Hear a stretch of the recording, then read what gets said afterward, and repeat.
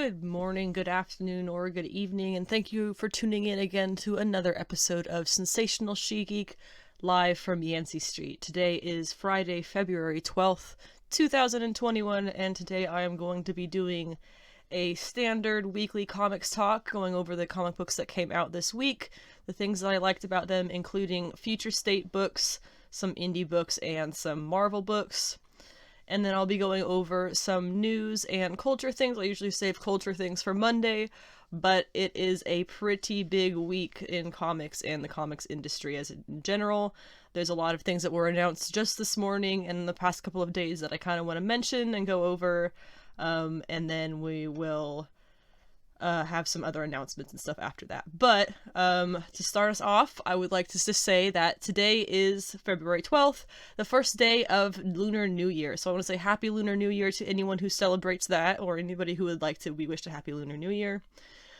I would also just like to take a little statement here. There are so many incredible Asian artists, writers, creators, directors, screenwriters, filmmakers, actors, and more who are the bones and marrow of creative industries like the comic book industry. And that goes without even touching on the actual blood and sweat off their backs that helped build this country that their ancestors did. And they've never been thanked for in any way, really. This is an age of disturbing and upsetting attacks and discrimination against Asian Americans and Asian immigrants in America. So if you can, please take some time today or this weekend to find aspects of your life that Asian culture or Asian American culture or creators have positively influenced you or your hobbies, and let yourself take some time to acknowledge and appreciate that positive influence. Happy Year of the Ox, and we'll have some more talk about Asian American culture and comics a little bit further on in the podcast today. Hopefully this one won't be quite as long as the last one. I went over about an hour. I usually try to take 45 minutes, so we'll try and see what we get to this week. But first, of course, we're going to start off with the standard Friday episode talk about New Comic Book Week discussion. The books that I'm going to talk about this week are going to be Future State Justice League number 2, Future State Cars-Are-All Superwoman number 2, Bliss number 5, Daredevil number 27, Eternals number 2, Homesick Pilots number 3, and then a few notes on Excalibur, X-Force, and the new indie series Radiant Black number 1 just started this week. We'll go ahead and start off with Future State Justice League number 2. This was 2 of 2 for the series by Joshua Williamson. I have not really been a fan of Williamson for some things that he's written in the past, but this was such an improvement. I will say, he does not write Tim Fox's dialogue very well. He writes him like Bruce Wayne. And John Ridley in the next Batman has made it very clear, which is extremely understandable also, that Tim Fox is a completely different person than Bruce Wayne, has a different syntax, he speaks completely differently, and he interacts with people in a different way. Even if it's not a huge difference, the difference is definitely there, and I feel like Williamson kind of missed that kind of differentiation. But I also want to, I think I missed something here. I know the Jace thing I had tweeted about. I missed him calling himself Jace in the next Batman, but I guess he calls himself Jace, which is super weird and bizarre in my opinion. But anyway, he probably thinks it's cool. They also had something weird. The art was kind of odd because it looked like, I'm pretty sure in the last issue he had the standard next Batman face covering, and now in this issue he doesn't, and it was, you could see his hands and his mouth area out of the cowl. So I'm not really sure why they gave him that kind of outfit change, but going aside those minor, all honestly relatively minor critiques, I really wish we could see a lot more of this team. The issue ended in a way that makes me think it'll continue, but we don't really have any reason to think that realistically right now. Things that are coming post-Future State, we know they've announced a lot of that for Infinite Frontier, but it's nothing that seems to include several of these key characters in this Justice League issue.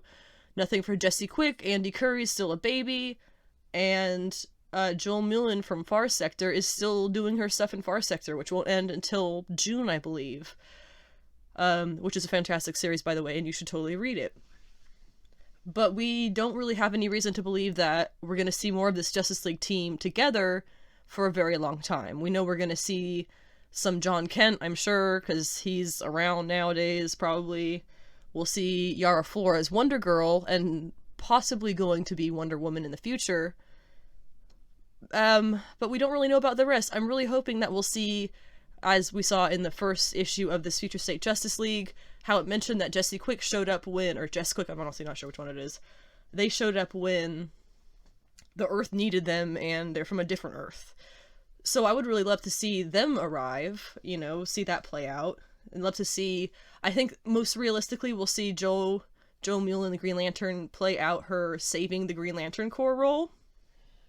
So that's pretty exciting. But I love this team. This is the most interesting Justice League team that I've read in a long time, and I'm very disappointed in Brian Michael Bendis that several of his characters in his Justice League team, while he switched some out, he chose some really odd ones to remain.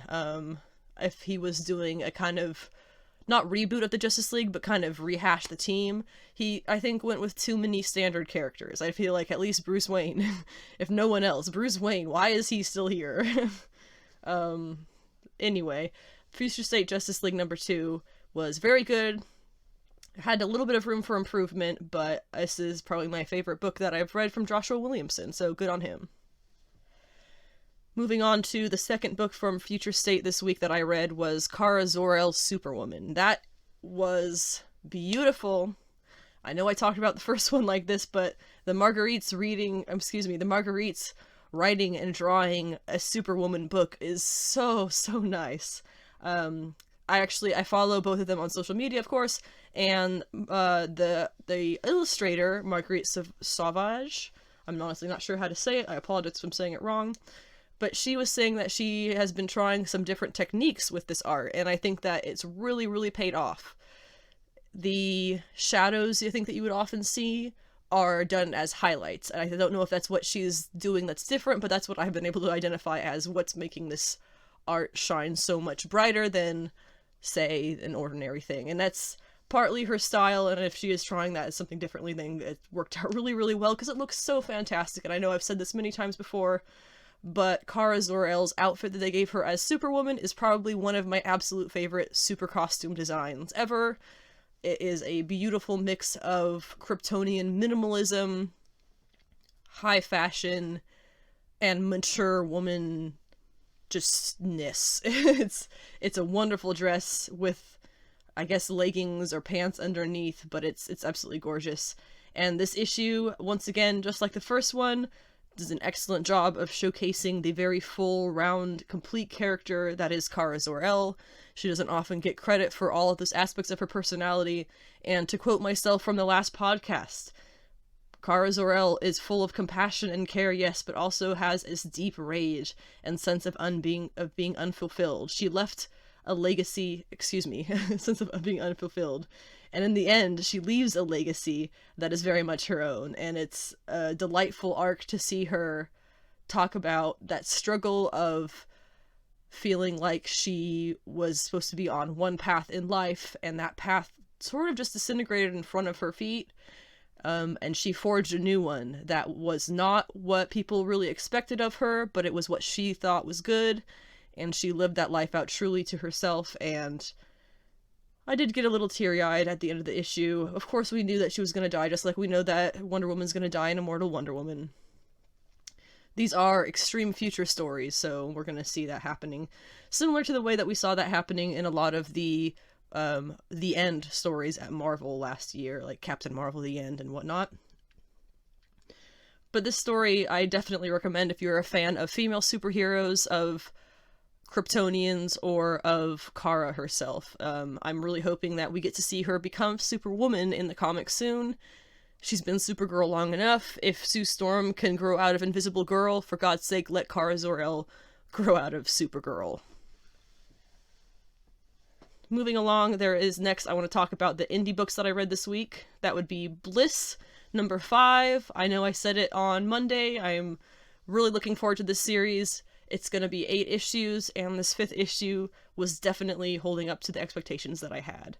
It's by Sean Lewis and Caitlin Yarsky, and this series had made me a damn Caitlin Yarsky fan for life. Her art style, I know I compared it last week to, it's just a couple of artists, but it really is her own style. It's perfect caricatures of each individual character in the story so that you can look at them and you can feel who they are as a character. She does a fantastic job with the art that flows along with the story, the paneling and whatnot. She does all of the coloring and everything herself. It's just an absolute gorgeous interior to take in. And again, the world that Lewis and Yarsky have built here is stunning. It's so unique. It's this incredibly modern, realistic Earth, but there's these fantasy elements that come in and make it so different and so skewed at the same time. So you have so many dark elements that fall into fantasy realm and also into our own tragic world. So it's a very good series.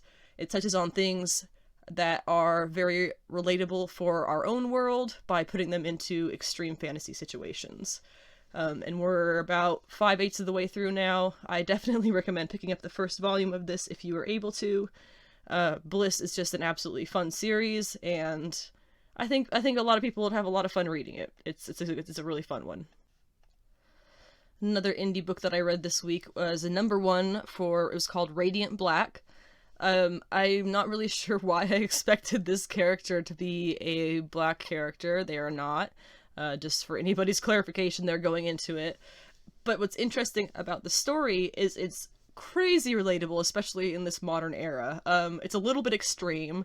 The character is a man who has lost, I guess he hasn't worked in a very long time because he's been trying to write a book and just hasn't. So we could, a lot of fair amount of things people can relate to there with the motivation of getting your own creative projects off the ground and self-starting and etc.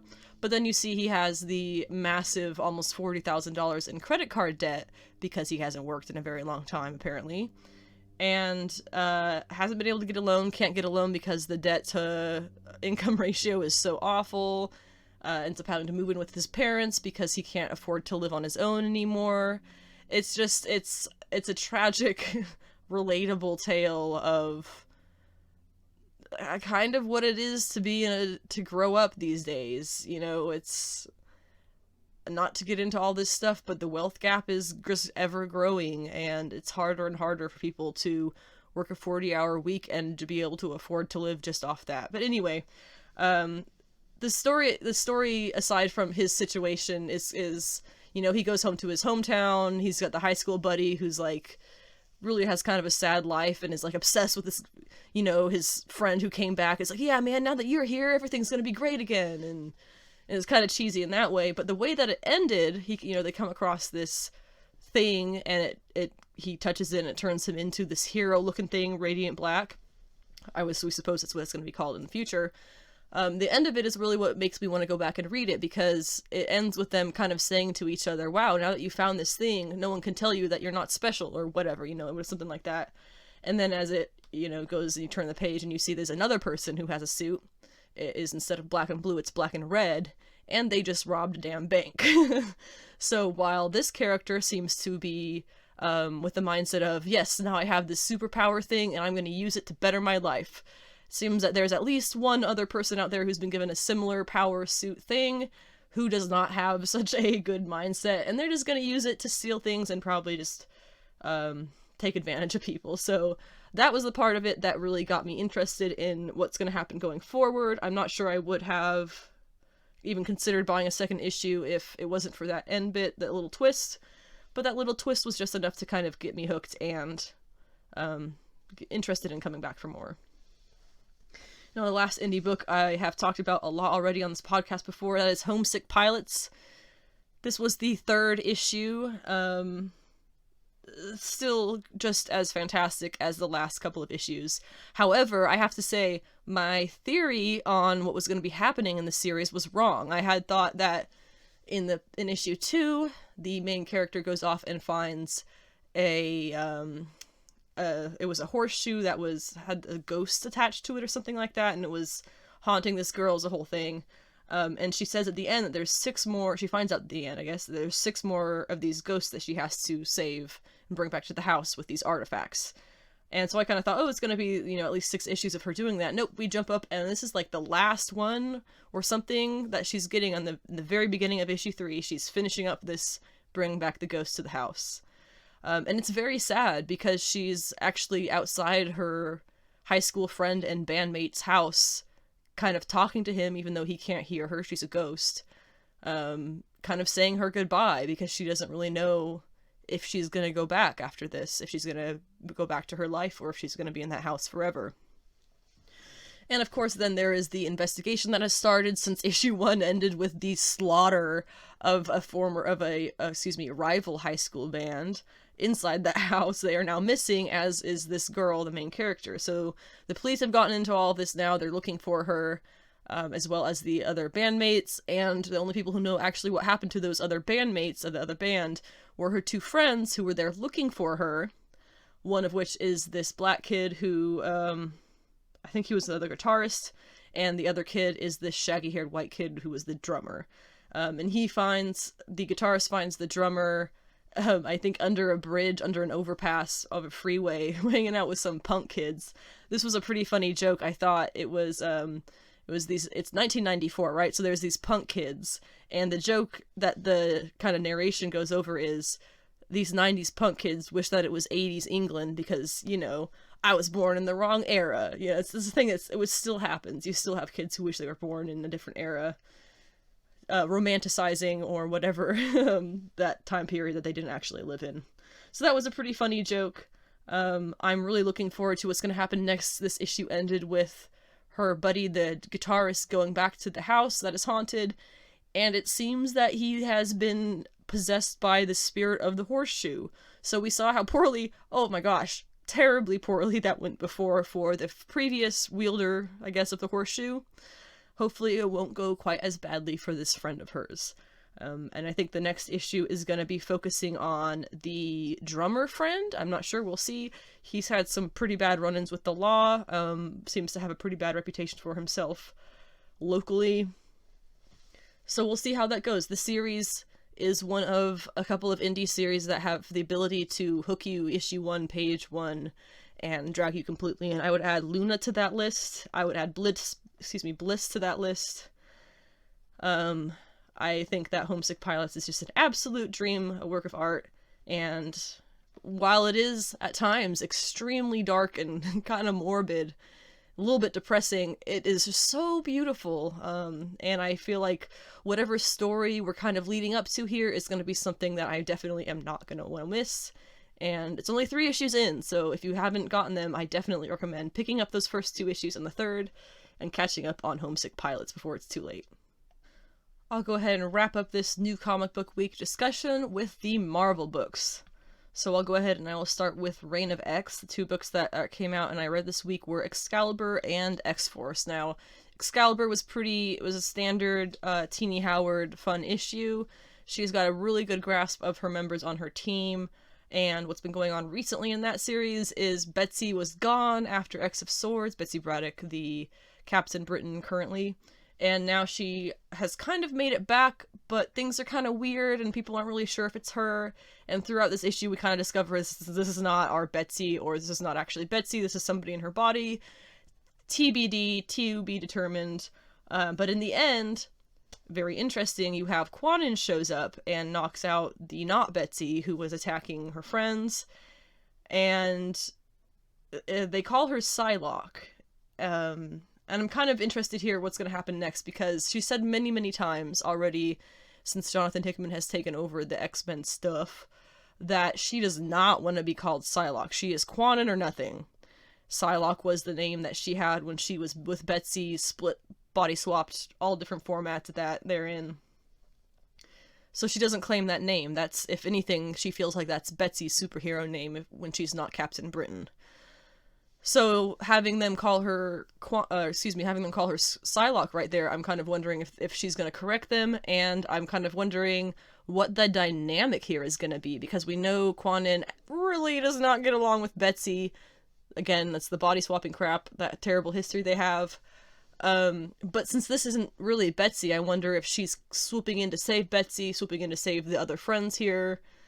I'm really not sure. I'm curious what's going to happen next, because we know that their dynamic is super not good. So I'm very curious how this is going to pan out. Is this going to be the start of the healing of their relationship, or is this going to be just a bit of a touch on it and then leave it for later?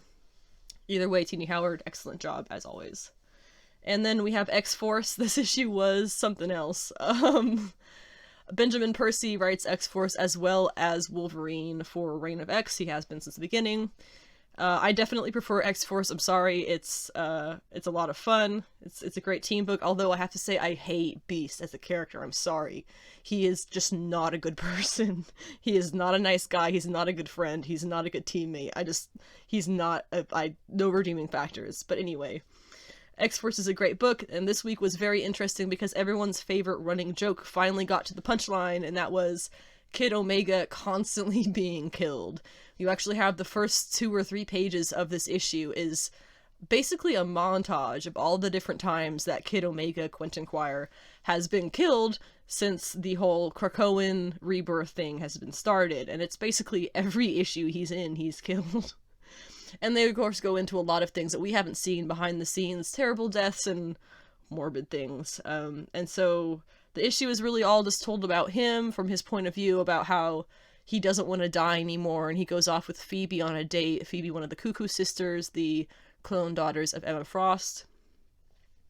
And it's really cute. I'm really glad he finally got his moment. But how it ended, basically, is it seems that there is a second Kid Omega, potentially a clone or potentially grown from a part of him that was left behind. I know in Wolverine recently we saw that he had a chunk of his arm that was being sold at auction. That's a little bit different. Wolverine grows things back, so it's a little bit different for him. He's always been like that. But if there's a piece of Kid Omega that somebody grew back from part of his body that had been killed, that's going to be a bit of a problem, especially seeing as Kid Omega's powers are so powerful. And he's really going on a murder spree, it seems. It's not good. Not looking good for the X-Men or X-Force. They're going to have to do something about that pretty quickly. Another book that I read this week for Marvel, Eternals #2. This is only the second issue of this, and I can already tell this is going to be a phenomenal series. This is, of course, by Kieran Gillen and Asad Ribic. Ribic's art is phenomenal, ethereal, something in the realm of Phil Noto crossed with I don't even know who. It's really beautiful art. What's cool about the Eternals series, as I think I've mentioned before, is Kieran Gillen is doing with the Eternals what Jonathan Hickman is doing with the X-Men a little bit. On a smaller scale, probably.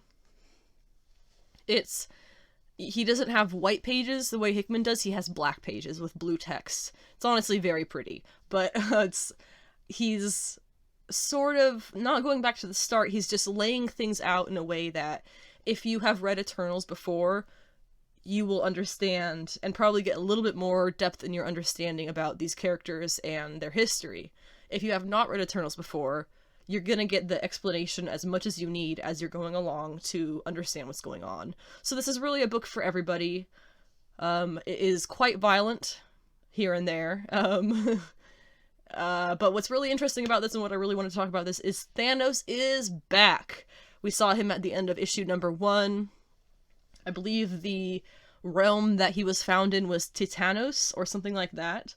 Not to be mistaken with Titan, the planet that he is from, which Gillen also did a nice black and blue page explaining how Titans came from the 2 different sects of the Eternals who believe 2 different things about replication of their eternalness, etc.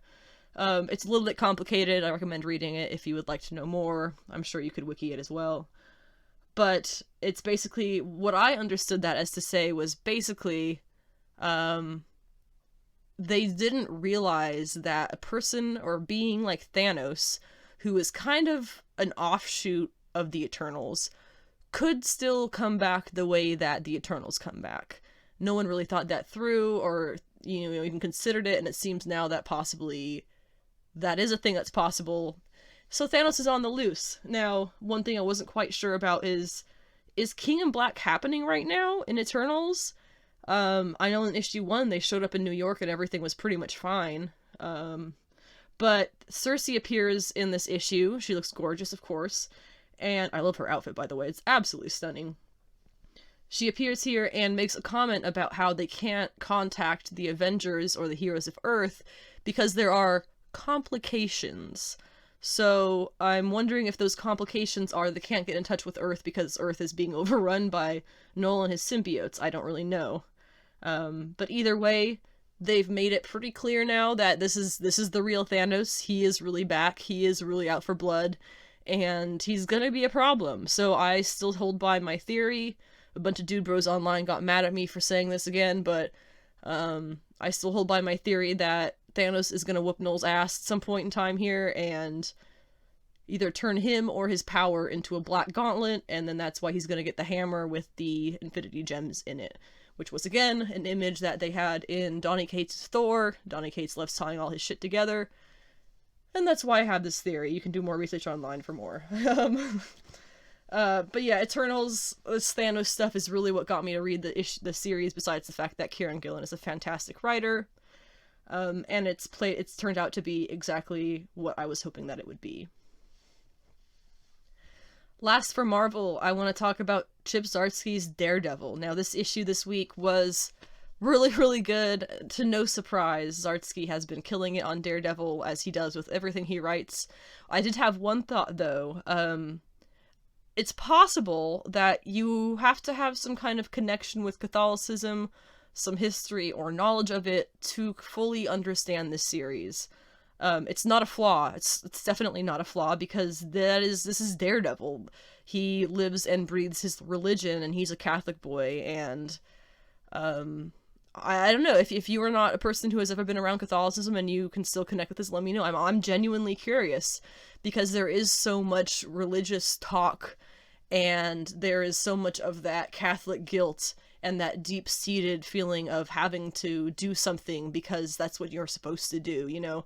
A lot of that comes from the Catholic religion, and of course that's all what Daredevil's about.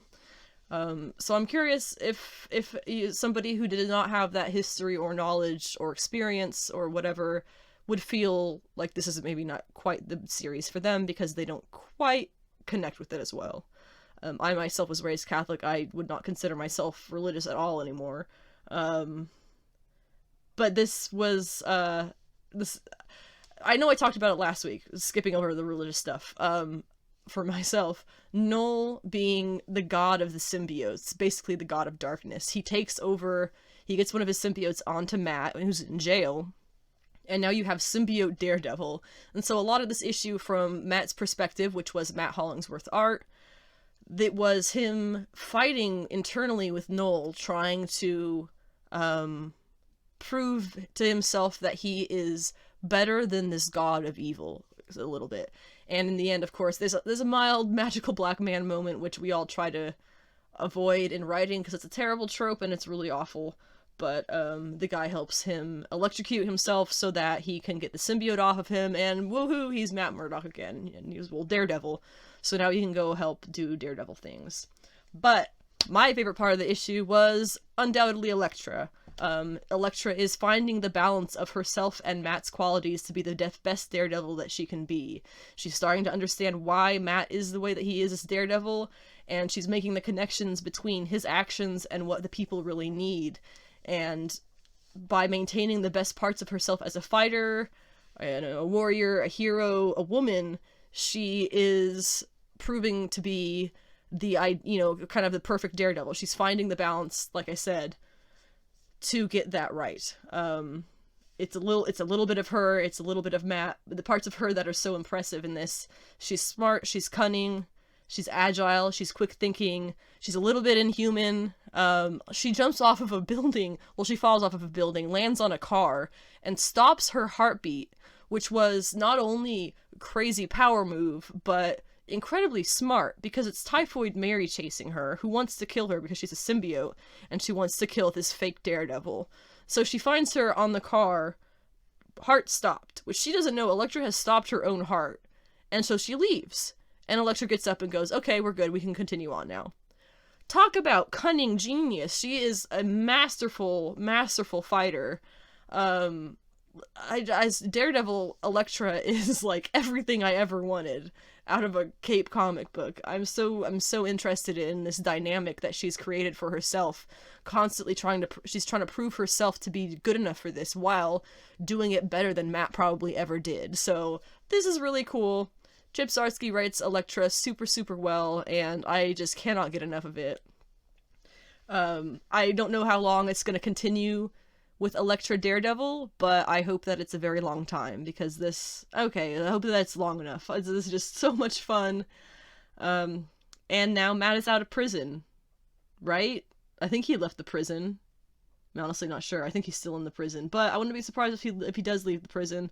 The next issue, I'm not sure. Maybe it will be another one of these split artist things between Matt Hollingsworth and Marco Caccetto. The art of Daredevil is similar to the art of Strange Adventures by Tom King, which it tells two different stories through two different art styles and points of view. And this Daredevil is turning out to be the same with these two artists. It's a genius move, and I am really looking forward to seeing more of it as we get more Daredevil Elektra in the future. Now, moving away from the new comic book day discussions, I have some news and announcements and other things that have come out in the past few days and up to this morning that I would like to talk about. So we'll go ahead and get started with some of the announcements, I guess, and news. We have, first of all, Mr. Sinister, everyone's favorite X-Men villain, and Leela Cheney will appear on the MODOK animated series. That is a series that I honestly probably won't watch. Or at least I wasn't planning on watching until I heard about Mr. Sinister. I'm a big fan of his character. He is this chaotic evil / chaotic neutral, depending on the day, villain who is obsessed with the genealogy of various X-Men and clones and creating his perfect little ex-slave thing. He's quite a dude. His characterization in the Hickman X-Men stuff has been phenomenal. And I'm excited. I'm thinking that that's probably the side of him that they're going to go with, the characterization of him that they're going to go with. It's very flamboyant, it's very out there, but I'm hoping that for this MODOK animated series, they're going to go with that version of him. Of course, Mr. Sinister's first appearance was Uncanny X-Men 221, after he had his cameo, and I guess it was his shadow that first appeared in 212 and 213. So if you're looking for his first appearances, those are going to start skyrocketing. I apologize if you don't already have that. You live and you learn with these kinds of things. And it'll probably go up even more if he eventually, it's more of a when he eventually ends up in live-action Marvel stuff, because that's just kind of how things go. There's a lot of characters who, as soon as they even get some casting rumors out there, their first appearances and cameos and whatnot go through the absolute roof, and that's the last time that comic will ever be anything near affordable. So you live and you learn. You gotta be ahead of the curve with this stuff sometimes for your favorite characters. Leela Cheney has, she's a musician in the X-Men universe. She first appeared in New Mutants Annual #1 in 1984. I'm not super familiar with her as a character. I don't think that she's a very huge character, if I'm not too mistaken. But either way, the fact that these two are both going to be in that MODOK series is giving a little bit of a clearer look on what to expect from the series. I feel like if they're going for two big 80s characters, one being kind of a flamboyant villain, the other being a fun party rock star, this is probably going to be a really fun series, and I might watch it now. We'll see. Monday I talked a little bit about the Falcon and the Winter Soldier trailer and the young woman who appears in it. I kind of want to elaborate on that just a little bit, because I don't think I did a very good job of explaining it, and I've done a little research since then, so I'm a little bit more familiar now. So the two characters that people are theorizing that character are Sin and Flag Smasher. Now, Flag Smasher is a male character from the comics, Carl something or other. It's kind of like a title that can get passed around, which is why I think they get away with this idea of gender bending him to be Carly. I'm not really sure where that rumor comes from. My preferred character, if she was going to be one of these two characters, would be Sin. Sin is the daughter of Red Skull. Now, Red Skull being, of course, one of the original villains of Captain America back in the day. Big Hydra guy, Nazi type, you know. She first appears in Captain America number 16 by Ed Brubaker as the girlfriend of Crossbones, of all things. Then later on, in Captain America Reborn number 6, sometime later, she loses a big mass of her face in an explosion and ends up kind of ripping it off, and she looks like her father, Red Skull, properly at that point. Her name is like Cynthia or something like that. It's not Cynthia, I can't remember. It's like Cindy maybe, but it's spelled S-I-N, so it's Sin is what they call her. I actually picked up her first appearance because my comic shop had it for $3, and I figured if she winds up being that character, that's probably going to go up really, really high. I know Flag Smasher is kind of the fan favorite theory right now. I'm not really sure why, again, but it is. And we'll see in March what that ends up being. We might find out before March, or we might not. But March, I believe, 18th or 19th is when Falcon and the Winter Soldier premieres. And I imagine by then, or soon after then, we will learn the identity of that mysterious character. A couple episodes I talked about Jen Bartel's Women's History Month comic book covers. And we had gone over the first 4 that had been announced. And now the remaining 4 have finally been revealed, and that is Black Cat, Shuri, Kushala, and Jessica Drew. Shuri is on the Black Panther issue, Black Cat is on the Black Cat issue, Kushala is on the Ghost Rider King and Black issue, and Jessica Drew, of course, is on Spider-Woman. So we'll go over those a little bit. Black Cat we first saw in 1979 in Amazing Spider-Man 194, and we have here Jen Bartel has drawn her in this absolutely extra, completely over the top, late 70s, early 80s, puffy blue shirt thing that goes down into a nice little skirt at the bottom. Her hair is in a nice little updo. It's, I thought I was predicting it was going to be something low cut, but this is even more perfect. The extra overdone puffy shirt thing is just so Felicia. I love it. She has Shuri, who is in an outfit is from 2005, I guess. She's, of course, going through the eras that these characters first premiered and putting them in fashion from those eras. So that's Shuri in African fashion from 2005. We then have my favorite one of the group this is probably my favorite one of all 8, aside from maybe She-Hulk, is Jessica Drew's Spider-Woman. And she, of course, first premiered in 1977 Marvel Spotlight number 32, kind of as a villain. It's a complicated story, but she's here on this cover, as I predicted, in a beautiful, beautiful business suit, a nice fashion suit. I'm not really sure. I call it a business suit. I would call that a business suit. It's red and black and just perfect for Jessica Drew. She's got her kind of head looking over her shoulder a little bit. It's gorgeous. Now, the one I wanted to talk about a little bit more than just what she's wearing and when she appeared is Kushala. Now, in my previous episodes, I had predicted that this was going to be Alejandra Jones. I'm sorry, is it Alejandra Jones or Alessandra Jones? It is Alejandra Jones. I was right the first time. I predicted that this was going to be Alejandra Jones, the female Ghost Rider, and I was wrong. It is Kushala, the Demon Rider. She is a Native American woman from, I believe, the 1800s, whose village was slaughtered by white soldiers, and she cries out for help to her god, and I guess it's Mephisto who answers and gives her the spirit of the Demon Rider, Spirit of Vengeance.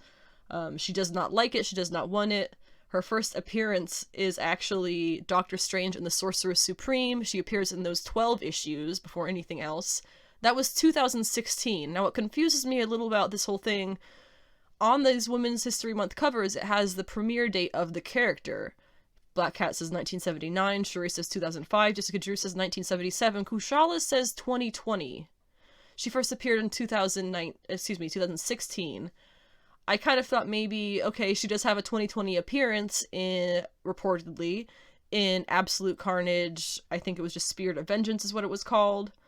But you go through that book, and she's not in it. It's actually Alejandra Jones getting killed, and then she goes and possesses some kid and saves the day that way, but then she goes back to Hell at the end, and you see Kushala there at Hell with the other Ghost Riders, in just one panel, no words, doesn't even get named.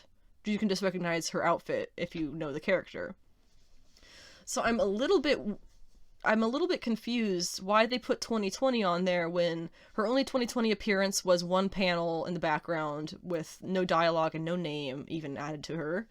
Her 2 appearances before that was in a War of the Realms tie-in, issues 4 and 5 of War of the Realms tie-in, and the 12 appearances before that were all 2016, 2017. So I'm not really sure why it says 2020. I will say those first appearances of hers were not so well handled. Not to be super SJW here, but that's what this, I mean, I'm sensational She-Geek, what are you gonna expect besides that? But they did a terrible job of characterizing her. Robbie Thompson, I feel like, what's funny is people seem to think that that series was very overly SJW. You know how the Dude Bros on the internet get.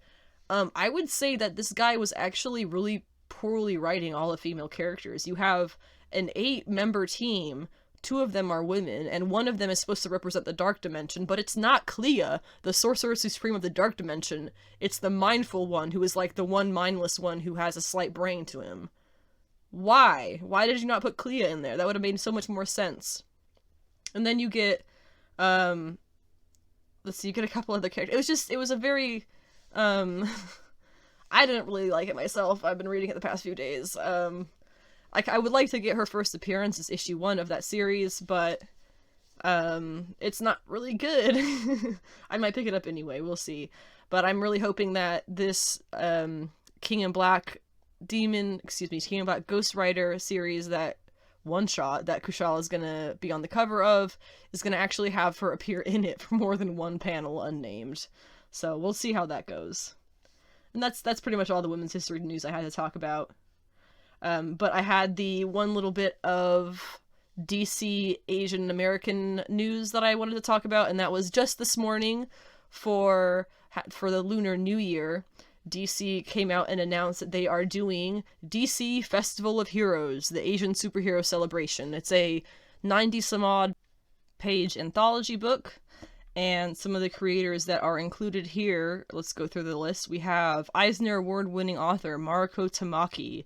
You have Min Lee, Trung Le Nguyen, Ram V, Jin Wen Yang, and characters, this is a tiny portion of the creators on here, and the characters that are going to be included are Katana, Lady Shiva, The Atom, New Superman, many others. Let's see, so here's more of the creators: Francis Manipal, Greg Pak, Alyssa Wong, Marcio Takara, Sumit Kumar, Amy Chu, Dustin Nguyen, Cliff Chiang, Jen Bartel, Guri Hiro, and many more. So, if you have any interest in supporting Asian American culture or Asian Americans working in comic books or comic book industries, definitely snag this one. I'm super excited for it. My husband is half Filipino, so we are always trying to be open-minded about this kind of thing. And also, I did live in San Francisco for almost 5 years, and for a lot of that time, I did live with an 80-year-old Chinese woman. I learned a lot about Chinese culture, Chinese food. She had me try some things a few times. She had me sit down for a Lunar New Year one year, gave me some really authentic food. My Western palate was not super into it, but I was very, very impressed with everything that she cooked up for just the 2 of us. She's a very sweet lady, Lily Lin. I hope she's doing alright in San Francisco. But anyway, Asian American superhero stuff that will be coming out May 5th, which is funny because that's 2 days before my husband's birthday, so keep an eye out for that one. That is going to be a fun thing. I also want to just make a quick note. Several episodes ago, I was talking about the upcoming Shang-Chi movie, and I would just like to make the note that I know everybody says Shang-Chi, that's what we all know. There was Disney Investor Day. They officially kind of announced that they were going to be using the proper pronunciation of his name, Shang-Chi. So if you hear me saying it like that, it's because I'm trying to say it properly. I'm sorry if I'm not quite getting it right. I'm trying. If you do Shang-Chi, it's just not the correct pronunciation. If you care to be a kind of nice person, try Shang-Chi for a change. Continuing into some DC stuff, there was an announcement about some new Batman, a new Batman villain, Miracle Molly. I get DC's going for a younger audience here. I don't get why they're doing that, because it really feels like they're kind of pushing away literally everybody else but these kids. But I don't think it's gonna work out for them in the long run. Time will tell, but all these goddamn villains are so overdone, their looks are fucking awful. What is she wearing? It's every new villain Tynion has come up with. I'm sorry, Jorge Jimenez, I'm a big fan of yours, but these villains' outfits are just no good. If I could compare it to something that I think was a much better villain outfit, I know I talked about Marguerite Sauvage earlier, but she and Cecil Castellucci came up with a villain for Batgirl called Viros. I would consider that probably one of the best examples for a well-designed villain costume. She basically looks like bubblegum laced with glass shards. That's like her theme, her theme and her look. Her theme and her being a villain is like poisoning people. She goes around letting viruses in both computer systems and people's bodies. So it's a very simple design. It's a very simple concept. This Miracle Molly character, oh my gosh, it's a headache trying to look at her outfit. I can't even figure out, like, it's not even real clothing. Like, look at the villains' outfits that have, or the villains, I guess, that just in general have done well as characters through the years. Let's just say, if Tynion's trying to create the new Harley Quinn with Punchline and all that, let's look at Harley Quinn's original outfit. Black, white, red. Boom, you're done. Not a whole lot going on it either. It's literally chunks and blocks of color. Why do... in Viros, she's just pink with some, I think it was like white and whatever color her hair is, I'm not sure, but very simple. I think that it's pretty apparent that villains with more simple outfits kind of do better. I don't know, there's all these new characters, it's not just villains, it's all these new characters that these DC people especially are trying to create, and they have this overdone outfit. I think Naomi was pretty good, but anything newer than that, Joel Mullen was good. Just the Green Lanterns generally are pretty good. But these villains, these Tynion characters, I'm not jiving with their outfits at all. I feel like they're definitely going for the younger audience with the clothing designs, and I don't see how that's gonna last through time. I don't see how that will last very well in different eras, but we'll see. Time will tell. Other DC kind of news, sort of somewhat. The Snyder Cut trailer is gonna be released this Sunday, the 14th, that is Valentine's Day. They released a teaser today. It was very short. I think it was somewhat like 13 seconds. The big thing about that teaser was it had a couple of images of things that we know are going to be in this movie but haven't really seen yet. It was Granny Goodness. We've seen Darkseid, but it also had Darkseid, Black Suit Superman. It's some very exciting things here. And if I can quote this guy who I saw write this on Twitter, this is probably the best description for what we're getting that's going to be different between Snyder Cut Justice League and the first Justice League. And he says, the Snyder Cut is basically the same film as Justice League 2017, only it's 4 hours longer. There is a 4:3 aspect ratio, new score, better and new visual effects, Jared Leto's Joker, more Deathstroke, Mara, Lex, and Steppenwolf, Darkseid, Granny Goodness, Desaad, and Black Suit Superman. So basically what he's saying here is those are the characters we're going to see more of, or any of, if we didn't see very much of them. And also, while I'm talking about this, they had to announce another picture, or release another picture of Jared Leto's Joker. It looks pretty good. It looks pretty much like what we expected to see in the beginning, just a little toned down, not all the tattoos. I think, wasn't Suicide Squad the David Ayer film? That they kind of went in that direction, so I'm not sure if this is Snyder kind of saying that never happened, or what, but this will be very interesting to see his take on a lot of this stuff. And like the tweet said, this is going to be 4 hours. This is going to be like a 6-hour movie, so don't plan on doing this thing in one sitting. And again, I believe that is mid-March, I think that's coming out. That's coming up. It's like a month away, so it's very exciting. I'm not expecting the Snyder Cut to be absolutely brilliant perfection. I'm expecting it to be better than the Justice League movie that we got, for sure. But that's pretty much where I land at with that. I think it's going to be better than the Justice League, and period. That's it.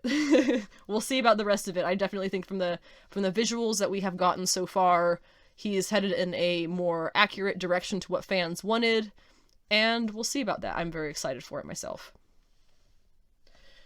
In other breaking news on the other end of the spectrum, we have Zawe Ashton has been cast as the main villain role for Captain Marvel 2. That is news breaking this morning. She is a Black American woman, and people are theorizing that she is going to be playing Varanke, or Varank, I'm honestly not sure how to pronounce it. The Skrull Queen is the character they think she's going to be playing. She, as an actress, was previously in a movie called Velvet Buzzsaw. I didn't see that, so I don't know anything about it. It could be a play for all I know. Other things that we know about this movie is that it will be directed by Nia DaCosta, who was directing the anticipated reboot of Candyman. We have the Ms. Marvel star Iman Vellani, who is going to be starring as Ms. Marvel. Teyonah Parris will be coming back as Monica Rambeau, hopefully as one of her powered-up superhero names. One of many. Hopefully we'll be seeing her become Captain Marvel!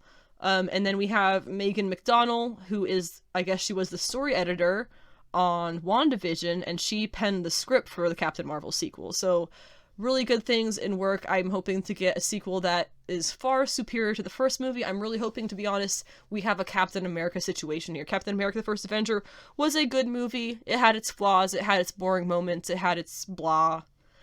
Winter Soldier blew it the fuck out of the water. That shit was so good, it was like the first movie never happened. So, I'm hoping that was what we get with Captain Marvel. First movie was fine, but that's all it was. It was fine. I will always support it publicly because, I mean, it's women in comic books. I can't come out here and say, oh, it was trash. It wasn't trash. It had its flaws, and it had things that were bad choices. But we're going to get something better with the second movie, I'm convinced of that. Especially as based on all this news we're getting back-to-back good news. The cast just gets better and better. The behind-the-scenes people just get better and better. I am really, really looking forward to hearing more and more about this Captain Marvel 2 as it continues coming out.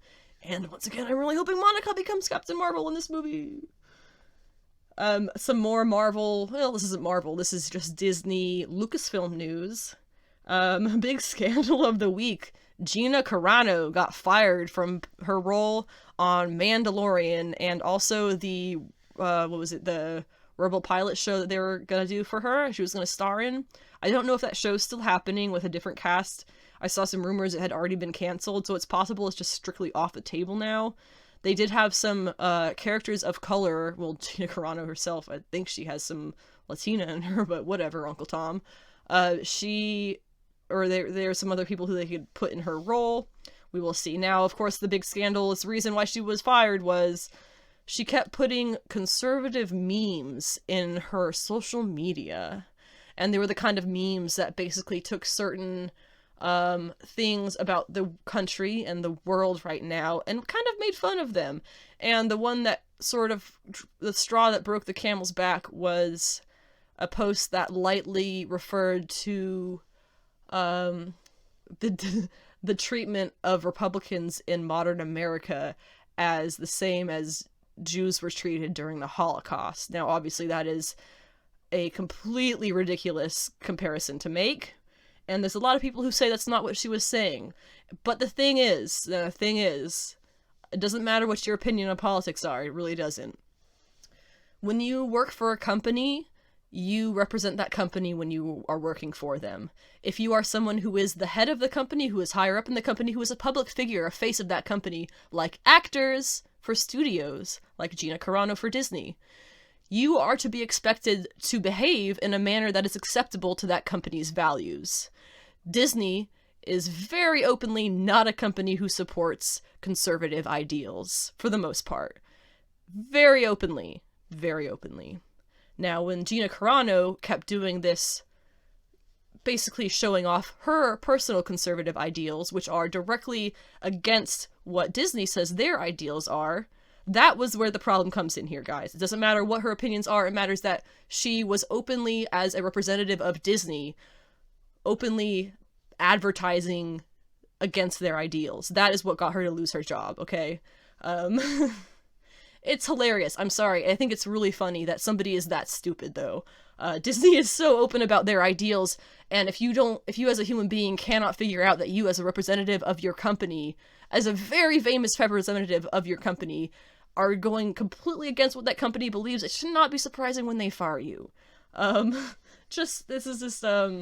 I I can think Disney is complete within their rights, and I think she completely deserved getting fired, and I think whatever her publicist / manager, whatever, probably spent the past year telling her to knock it the fuck off, because that's gonna get you fired.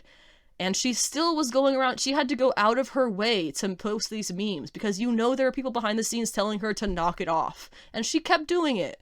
So she had plenty of warnings. You have no doubt that she had plenty of warnings. There's nothing wrong with Disney firing her for going completely against their ideals as a company, and she is their company representative as a very famous person on one of their most famous shows. So there you go. Now I've got my cat in my lap now, so if you hear anything in the background, that's gonna be her. I just wanted to touch on a few other things before I wrap this up. Today, the 12th of February, Cinderella, the Rodgers and Hammerstein Cinderella from 1997 is now on Disney+. I am really excited to watch this movie again. It has an incredible, if you can't tell, I am a person who loves to talk about representation in all forms of media, and it has an incredible representative cast, there we go. Something I did not know until I looked it up this morning when it coming out on Disney+. I'm totally watching this later, by the way. Whitney Houston apparently stepped away from playing the title role of Cinderella herself, choosing Brandy herself to become the beloved lead character. I had no idea. That's pretty cool of her. What an excellent, I mean, talk about the older generation looking out for the youth. That is, what a top A-list move. Absolutely wonderful. And of course, Whitney Houston tragically passed away in 2012 at an early age. So another reason to watch this is to celebrate her memory. Now, some of the cast in that movie is Whitney Houston as Cinderella's fairy godmother, Whoopi Goldberg as Queen Constantina, Victor Garber as King Maximilian, Bernadette Peters as the stepmother, let's see if I can say this right, Paolo Montalban, who was a Filipino man, as the prince, and Jason Alexander as Lionel, the King's Counsel. So it's a really, really diverse cast. This is a proper example of what blind casting, colorblind casting, either way, should be. It was cast strictly upon the abilities of the actors and their abilities to work together. So I'm very excited to watch Cinderella 1997, Rodgers and Hammerstein Cinderella on Disney Plus as soon as I can. Also tonight, of course, is going to be WandaVision. It's already up. I'm avoiding spoilers. I wait for my husband to come home at night and then I watch it with him. So I will be watching that tonight. I'm very excited to do so. Last week I talked about, in the last episode from Monday, episode 4A, I talked a lot about WandaVision. So make sure to go back and listen to that episode if you want to hear my theories. And next week, Monday the 15th, I will be talking about this week's episode of WandaVision, as well as other comics and culture topics. Now, to wrap this all up, today is the 12th, which means that Sunday is Valentine's Day. Let's just talk about some of my favorite comic couples. You've got Harley Quinn and Poison Ivy, of course, who are not a couple in canon DC. However, they are a couple in many of the offshoot canon universes. The Adventures Continue, the Batman animated series universe, the Harley Quinn TV show universe, and several others, as well as just random one-shots. I'm not sure which universe they belong to. For some reason, they just haven't made it canon in the main DCU yet. We're just kind of waiting for that to happen, and I'm excited for that day to eventually come. Also, Big Barda, Scott Free, are a DC couple. They're probably my favorite DC couple. Big Barda being the female Fury, and Scott Free being the escaped soldier of Apocalypse. Batman and Catwoman, who of course have their series going right now by Tom King that I recommend so much. Batman Catwoman is the title, it's hard to forget. They are a legendary couple. Tom King has written their love story to be one of those most phenomenal romance stories, probably in all of comics, and I will probably do an episode talking all about that next time Batcat comes out. Nightwing and Starfire are my preferred Dick Grayson couple. Nightwing and Barbara Gordon I don't think ever really worked out. They were just kind of circumstantial. I think Nightwing and Starfire are the true pair that belong together. Of course, there's Peter Parker and his many girlfriends, mainly Mary Jane Watson and Felicia Hardy through the years. He married Mary Jane at one point, and then One More Day happened, and they wiped that whole shit away, and then Mephisto was involved, and it's a whole thing. And now you've got, Monica Rambeau and Brother Voodoo. She dated him in Marvel Divas. She didn't really date him, she just kind of slept with him in Marvel Divas, which is a great fun series, by the way. Let's see, Johnny Storm and his various ladies. Right now he's got his apparent soulmate in Fantastic Four. He's dated Silk, he's dated Ben Grimm's wife. There's some weird stuff with Johnny Storm's dating history, guys. It's some weird stuff. Jean Grey, Logan, and Scott as a threesome. I am still convinced that she just kind of floats between the two of them as she desires because, like, let her do what she wants already. She's died so many times for you guys. Norrin Rad and Shala Bal, of course, Silver Surfer and his wife, one of the greatest romance stories in Marvel. Marco and Alana from Saga, don't make me cry if I talk about it anymore. Luke Cage and Jessica Jones, they have a lovely daughter now. They have 2 kids and they just have 1 kid. They didn't quite make it to being a couple in the Netflix shows, but there's always the future. We'll see. Hawkeye and No One and his exes with all the love in the world, because let's face it, he has screwed over so many women. He does not deserve to be in a relationship ever again. Wally West and Linda Park, poor Wally, poor Wally. Rogue and Gambit, one of the best X-Men couples in my opinion, it just makes so much sense. Storm and Forge, not currently a couple, but they were for a good long while. She was also with Wolverine at a time and some others, but Forge was my favorite for her. I have a beautiful cover of Uncanny X-Men issue that has the 2 of them kissing, and I just love it. Daredevil and Elektra, going aside from their modern things that are happening right now, they have a very complicated relationship going back a very long time. And thank you, Frank Miller, for that creation of Elektra. You did it, my man. Then, of course, we have Carol Danvers and James Rhodes. Not really dating anymore, or at least they're soon to break up, but they're one of my favorite couples up until the point that they break up. It hasn't happened yet. We know it's going to happen soon. And then Cypher and Bay the Blood Moon, my new favorite couple, or my favorite new couple, I guess. From X of Swords, you have young, scrawny Cypher and his very large, beautiful wife. So those are some of the X-Men couples that I really enjoy. Excuse me. Some of the comics couples that I really enjoy. I feel like I've said excuse me 40 times while I'm recording this. But anyway, Sunday is Valentine's Day, so think about lovey things and read some lovey comics, or don't. Do what you want. It really doesn't matter. My next episode is going to be Monday the 15th, again, to talk about WandaVision and some other news and comics and culture things. I know I went through a lot of comics and culture today, but that was because I had a lot to talk about. So hopefully I'll have just as much to talk about on Monday. Once again, thank you for listening to Sensational She-Geek live at Yancy Street. My name is Anna. You can follow me on Twitter at Savage She-Geek, because sensational was too many characters. You can follow me on Instagram at Anna with the Comics. And you can go to my website, www.sensationalshegeek.weebly.com. My podcast is available on Apple Podcasts, Podbean, and YouTube.